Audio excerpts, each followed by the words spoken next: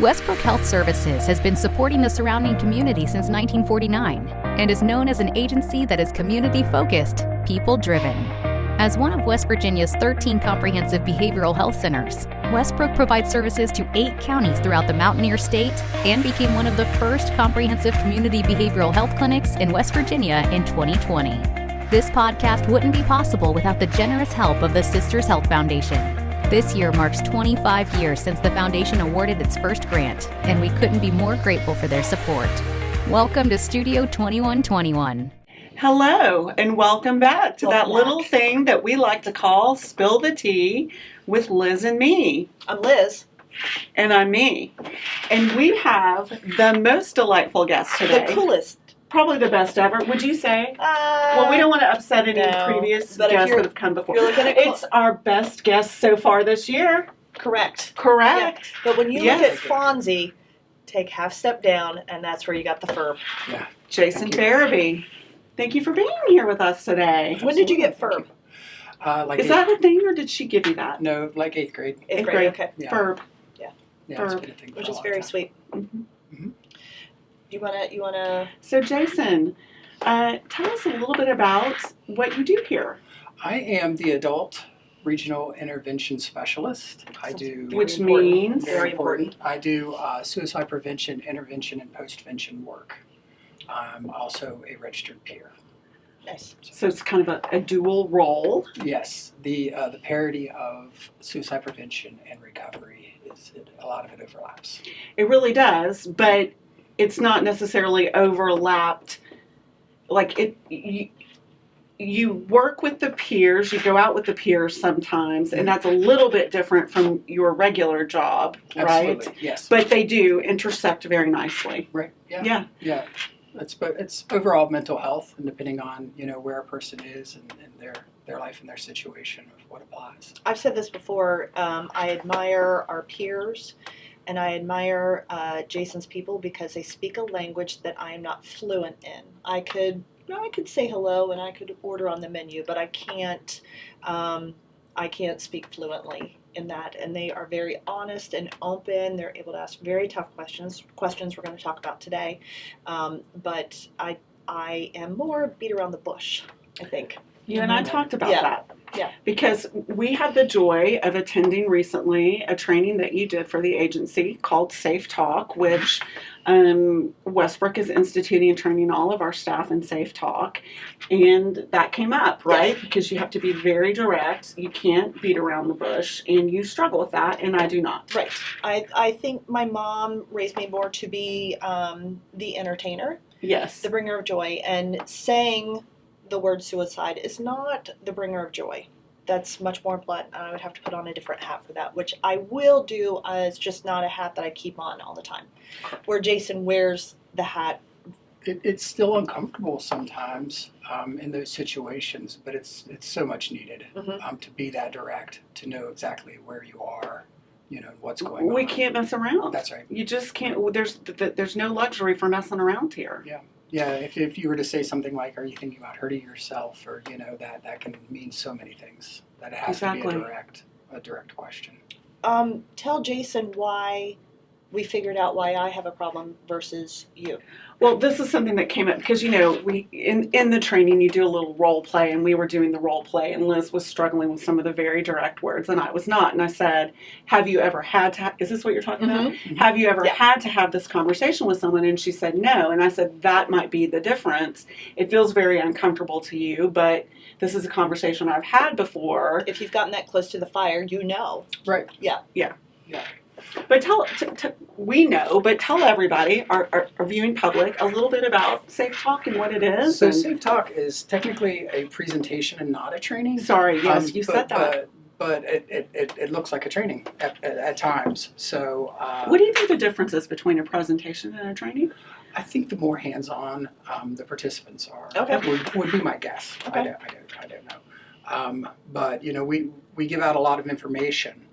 Opposed to exactly what you should be doing, which would be more like a training model, which would be more assist, which is a 2-day interventionist training, and that's certainly hands-on this is exactly what, not exactly what you should say, but exactly how you should be doing it.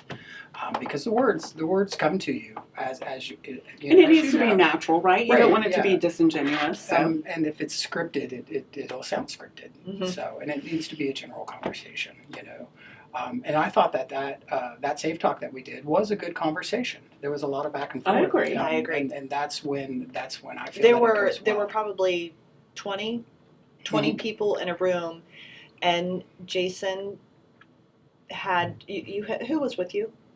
Kim McVeigh was Okay. my CSR. Okay. She was my community resource. That person's role is to keep an eye on the participants, and if anybody gets upset or anything like that happens, then because she is assist trained, Then she she's- takes them aside so that you can if keep somebody doing. were Yeah. to walk out or get Right. upset because we start right at the beginning and say if you start feeling a certain way or start getting upset, we do that with the kids in presentations at schools too. We don't want anybody to sit uncomfortably in those situations, and it's a tough topic. Once you open that door, you have to be ready for whatever happens. Mhm. So we derailed you, but tell us a little bit about Safe Talk. So Safe Talk is a presentation about how to recognize the signs that someone may be thinking about suicide, how to ask them directly, how to listen to them when they start talking to us, and how to keep safe. Can you give the most important tip when you are intentionally going to listen to someone? What's the most intentional thing you can do?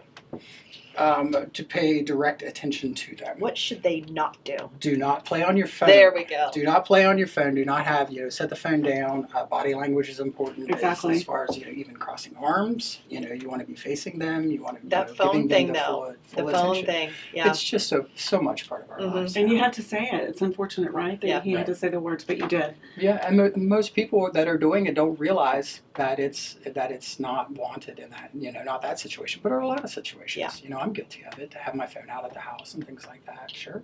Yeah. Yeah. Okay, keep going. So I also think that one of the best ways that you can show somebody that you care for them is by listening to them. And often when we're listening to people or having a conversation, we're thinking about what we're going to say next.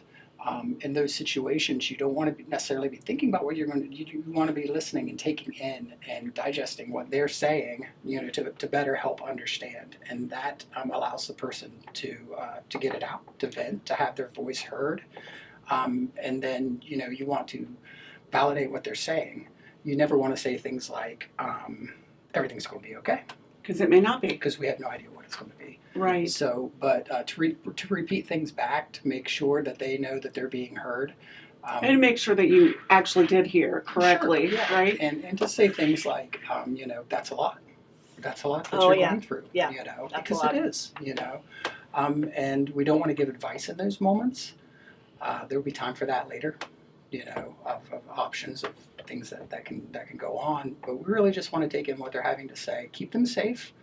Let them say what they want to say, and then connect them to the next level of treatment or support that they need. And I definitely want to get to that as far as if someone is coming across a conversation, what happens next? Well, I think that Sure. was an important point, and you made that point several times. You don't have to fix the situation. Right. You have to keep them safe, like stay with them, get them to the next. And when I say keep them safe, keep an eyeball on them, make sure help is on the way, and get them Engage. to the next. Engage. Yeah. Yes, A absolutely. good analogy of that is if you come across somebody that's broken their leg or broken their arm, you're not going to fix that. Even if you're a doctor, you're not going to fix that in that situation. Okay, I just have to tell you though that you said that in the training, and I thought to myself, I've been watching Grey's Anatomy. Well, not recently, Right. but and I feel like no, I'm Maybe kidding. you can fix But it, right? right?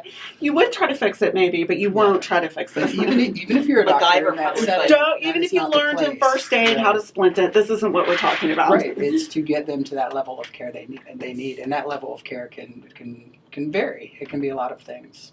And you don't have to figure that out No, necessarily. not if at you're all. if you're not trained to do that, that's not your role at that moment. If you don't speak that language. If you don't. And if it's something that, if it's out of my wheelhouse, if I don't understand, it's okay for me to say, well, I don't know anything about that. But I let me don't- get I you don't know, someone who but does. we can go talk to somebody that can. Yes. That can help. So we are, kind of a lifeguard right there. That's a good. That's a good analogy. You did say something, and I was waiting for someone to comment, and it was probably just me thinking it. But you said how you did this anyway, and then you got a job out of it, and I thought, well, Right? golly, we could just have them volunteer. I know, right? So yeah, talk about save that. money. When you go ahead. So the short of it is, for those who don't know me, I lost my dad to suicide in 1994. I lost one of my best friends in 2007. I joined the recovery community, got sober, in 2010. So in 2010, I attended a local walk that was for suicide prevention, and I kept my participation going. And as it kept going, I started getting more involved, and then ended up Dr. Heather McCarter's right hand for walks here in town. I recently met her. Yeah, she's wonderful. Yes. She's great. Yeah. And from there, we brought in Michelle Toman as a guest speaker because Michelle Toman had been doing at that time 25 years of suicide prevention stuff on her own. So from there, and the money we'd raised, frankly, because it's a fundraising organization, we were invited to form a state chapter for that organization here, and we did that. Most of us are not affiliated with that organization anymore, but it still stands. It still works, and then most of us now are in positions to where we're paid to do what we were doing already, Right. because it's a passion. I guess I got associated with doing that sort of work, so people reach out to me on social media and my personal life all the time if they have questions or if they need help, not necessarily a crisis situation, but direction on what to do, what the options are. It's so good when people reach out before it's a crisis. Yeah, absolutely. So good. Absolutely. Yeah, we tell people all the time, reach out. So when they do, we got to be ready. Mm-hmm. So this will be something that I likely always do. But you didn't start your career at Westbrook. Until 2019. And not in your current role either. No, I came on. I was actually vending toys at the mall because I'm a Star Wars nerd too. And Tracy Tynan came through, who I knew from suicide prevention volunteer work that I was doing. And I said, hey, I left the other job to put myself on the hot seat because I needed a change. And I brought a resume to Westbrook and dropped it off at the front because I didn't know what else to do. And she's like, well, we don't have anything, as far as that goes. She said, but there might be something else. So that was a Saturday. The following Tuesday, I get a phone call from Crystal Cottle saying, well, we have this peer position open, if you want to come in and talk about it. And I'm not going to lie, came through the front door going, I don't want to do this. How'd that work out? I left going, I really hope I get this job. And let me guess that it was Crystal that convinced you because she has a passion for what she does. Right. My recovery was from a 12-step program, and I've always felt odd about people paying for their recovery. Got it. So it's kind of a fuzzy line.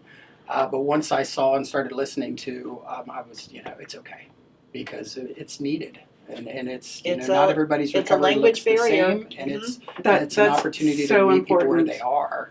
Right, that not everybody's recovery looks the Right. same, and I think that when we believe that it should be, we miss people. Right, so not everybody walks into a church basement, for a meeting. So. Or even if they do, it may not work for them.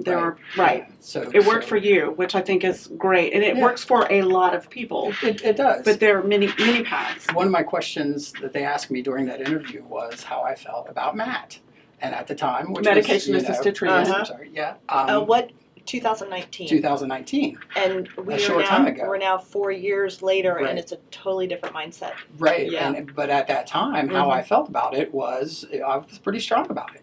And it wasn't good. Yeah. It wasn't good because I really didn't know that much about it. Right. And then as I moved along, the question was, are you willing to use that as an option if needed? And it's like, of course, I can do the job, whatever the job is. But since then, I see it. I still have opinions about it, but I watch it save lives. Yeah. Exactly. So exactly. And it goes right along to not everybody takes the same path. Not everybody's path to recovery Right. is going to look the same.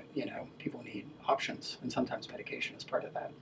So obviously they liked you because they hired you. And I was wearing my Lucky Grateful Dead socks, which I pointed out in the interview. So Is that helped. that what did it? I think it was. Mhm. The luck or that they liked the socks? I think it was the luck. Okay. Yeah. Yeah. Are you wearing those today? I thought about wearing them today, and I did not. So yeah, I got only special occasions. Okay. Okay. Yeah, Yeah. I don't want to. Fair enough. Don't want to rub the luck off of them. But yeah, then they called me back and said we would like you to start. So the position that I moved into, the peer position, was kind of slow moving. So I learned a lot. My office was right beside the crisis office, so I learned a lot about the crisis team and what they do. I fell in with Crystal on QRT, the quick response team, and doing overdose wellness checks. And it was. That's the next day, correct? I'm sorry. The next day wellness check is the next day. Yeah, you have 24 to 24 72 hours. Okay. The QRT team goes out twice a week, so it always meets that criteria. Okay. But yeah, we try to get to it as quick as possible. And sometimes it is only a few hours later they've just gotten back, from the ER or something to that effect. So. And you still go out with them sometimes. If when needed, yeah, they're fully staffed now and really running smoothly. So I haven't gone in a minute, but I'd really like to. What kind of skill set would they look for? Why would they call them the Ferb? Like, what would they be looking for? Just an extra person, or do you? Yeah, to fill in. Just an extra person. Right. No, not just because you're an extra person. What do you bring to the table in those Well, situations? I'm experienced now, so new people that come along. Okay, so we can help model behavior. Yeah. Basically. Right. I don't want to say train. It's just you observe. But let me go out on a limb and say that maybe you have a knack for talking to people. Yeah, I'm pretty good at it. I'm able to. I'd buy a talk car to, from you. Yeah, I'm able to talk to pretty much anybody in any situation. I didn't used to be that way, but I am now. The volunteer work, certainly the job, has added to that. In a previous job, not for Westbrook, may have contributed. Right. So I was a bartender for on and off for about 20 years. That was my skill set. So even I came through Amity, which is Westbrook. Which place. I forget about that. Right. Yeah. I can go and tell you something else about that, which is spilling the tea, which is really funny. Okay. We got to spill a little tea. So my job at the time was bartending, restaurant person. Sometimes I grill cooked. Things like that. It was a tavern that's here in town. Yeah. That was on the north end.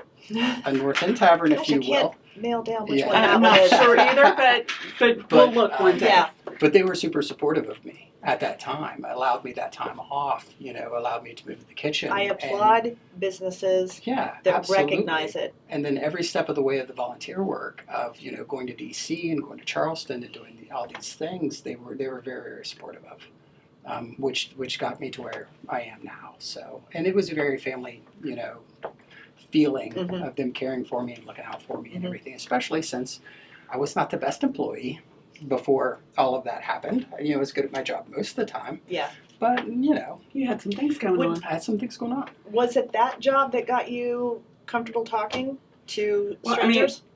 Yeah, that was part of it. I Okay. started bartending and I started waiting tables and bartending in the late 90s. Oh, okay. So I bartended in multiple places around town. Bartenders, mercenaries. You go where the money is. You go where the hot spots are, kind of thing. So because of that, I've met most of the town at some time or another. People see me all the time. Maybe and they're you've like, heard a few "Hey," stories. Yeah. And then people, are always coming in and talking about their day and talking about their lives and what's going on. The bartending role, sometimes like our role, is to listen. Yeah. It's just to listen. Right. You don't want to be Bartenders, throwing things out. nail You just techs, take it in, hairdressers. Sure. And you hear so much without giving advice or, with, saying things like, well, that's a lot. sometimes people need to just say the words. Right. Just say the words. Yeah, absolutely. So yeah, it was an interesting mix of going from bartending to mental health care. But it's a lot alike. The billing's a little bit different. Right. That was a joke. He tried it out on me earlier, so I was sure to laugh. Yeah, No. just to make sure it was okay. Yeah. Because there's, So Kevin, if you don't like that joke, you can blame me because I said it was okay. But no, there are similarities to the job. But, Listening. This Talking, yes, being this is able to have obviously a lot more conversations. important, when those issues come up. But you do hear a lot, and in the ability to meet people and the variety of people that you meet, and community leaders down to everybody else, that sort of thing. So it's a great way to meet people, interesting way to meet people. Okay, so spill the tea. You said you had Yeah. some tea to spill Oh, about your so- time at Amity. So when I went into Amity, they check everybody's bags. They have a BHT that, basically I'm in. shakes down your bags Yes. and goes through everything you own and makes sure you haven't brought anything in. Well, the BHT 13 years ago, coming up on 13 years ago, was Nancy Crane. No. Yeah. Who later became your boss. She is my boss. She's the director of youth services now. Yes. That's a little switcheroozy. Yeah, we've came a long way, right? Yeah. Yeah, I was the guy getting to bed, and she she was the one shaking down my bags to make sure I was Yeah. okay to be there. And I That's take awesome. it you were. Right. Yeah. Yeah, it's a long time ago. That was a long time ago. Do you ever go through her bag now? No, I do not. I think Yeah. you should because I think you should because just for fun. Reciprocity. Right. Yeah. I did get to facilitate groups there, go into Amity, so it's interesting, to be back in there. And when I talk to people, when I talk to the groups, I can say, hey, my bedroom was right up there. Mm-hmm. For, I've been here. for I've 28 done- days. I did it. I know what it's about. Yeah. And I would never want to do it again. It saved my life, but it wasn't a vacation. Right. It wasn't great. That time of my life was really tough. So being back there and being able to give back is the part that outweighs the worrying about if you're doing it for a living or if you're doing it for the right reason. So, but we all have bills to pay.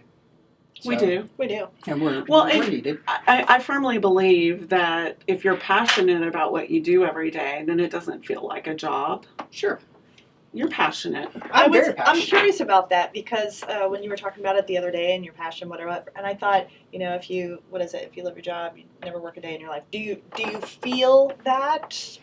I mean, I've had jobs before where it felt like I was getting up to go to work and I did not want to do it. I don't feel that way. Okay. Now there are still aspects to the Sure. job that I don't love. Probably.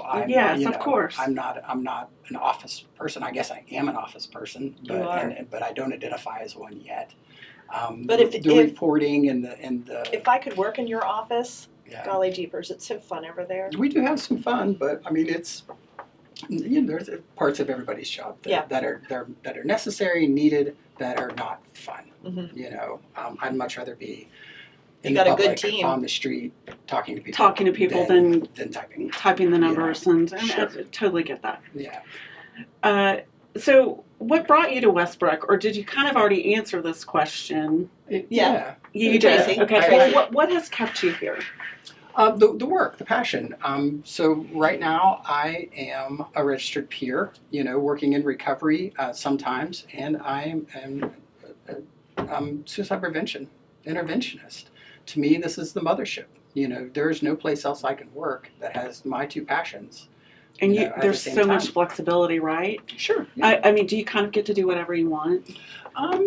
Yes, but no. I mean, everybody, they usually know where I am. Well, they know where right? you are, and there's some structure, but there's Yes. so much room for creativity, is there? Yeah. The autonomy of the job was I was handed a list of trainings and things that I needed to have, and that was it. There was no checklist of this, at this time you go do this, at this time you go do that, so it was wide open. And not everybody can manage a job like that. No. No. Some people need a checklist. Some people Yeah. would take full advantage of that. Right.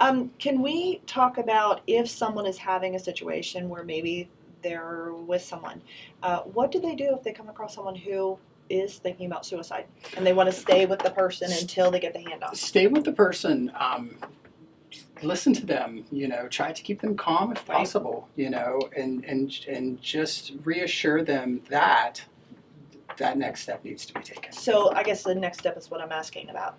Do you call the sheriff's department? Do you call, what are some resources to take it to the next step? Well, if we're on the job here, we're the resource, right? But if this our is crisis just team. average Joe sitting at home with So 988 is a number okay. that can be used. That is the national suicide prevention lifeline number now. So if I'm with somebody, I could call You 988 can call 988 and they would give me right some away. resources. Okay. That goes to a call center, in West Virginia that is going to give them a variety of resources Okay. in their area, us being one of them. Also, calling our crisis line directly Mhm. is something that they could do. 304-485-2125. No. 1721. 1721. Okay, don't And- listen to me. And the first prompt is for crisis? 1725. 1725 is directly the crisis line. Okay. Right. Okay, Chelsea's going to pop it up because we clearly. Right. But it's the first prompt. Right. Yes. Yes. Yes. So, So if you're not calling for crisis, you got to sit through all of that to get to enter your person's extension. Right. So the emergency departments are also an option. And you don't necessarily want to bring law enforcement into it, but Right. some situations are needed. Some people get scared. Sure, and it brings up another good point of doing that sort of thing is always keeping yourself safe. Mhm. Never put yourself in danger. You know, even if you have the best intentions to help somebody else, it's very important that we protect ourselves as well. So, you know, in those situations, maybe law enforcement is needed. I thought something that was really important is that if someone is going through an immediate crisis, they can give up whatever might be the source of their suicide. They're going to give up their pills for the night, Sure. or their guns. Means or, safety is, yes. is very, very important. We have a lot of programs here that address that. We have lock boxes. We have time caps for pill bottles that show how long it's been since the bottle was opened. We have gun locks, also to destroy old medicine properly, so you're not just flushing it or throwing it in the trash, for it to be stolen or reused or anything like that. So, those things are very important. We supply gun locks to as many people as we can. We take them to the pawn shops here. Are they reusable? Gun dealers. Gun locks are, yes. Okay. Yes, it's just a key. They look like bike locks. Oh, okay. It could be used as a bike lock if you need it as well. But yeah, the way that they go down the barrel of a pistol, or can be used around the trigger of a gun. And even that moment of taking a little bit more time to unlock them is important. I'm looking into a program that was shown to me about finding somebody locally that could be registered with the program as a safe haven for firearms. In the past, I've held on to people's firearms in moments of safety, for a little while. That is also gun control. Let's talk about it. People say gun control, or however you want to call it. But it is about safety. If somebody's drank too much and you take their car keys, Exactly. you're not taking their car. You're going to give it back to them. Right. So we're not trying to take people's guns Right. that are in these crisis situations. We just maybe need to let that situation die down before they have access to their firearms. I think definitely having a presence a little bit like the Fonz.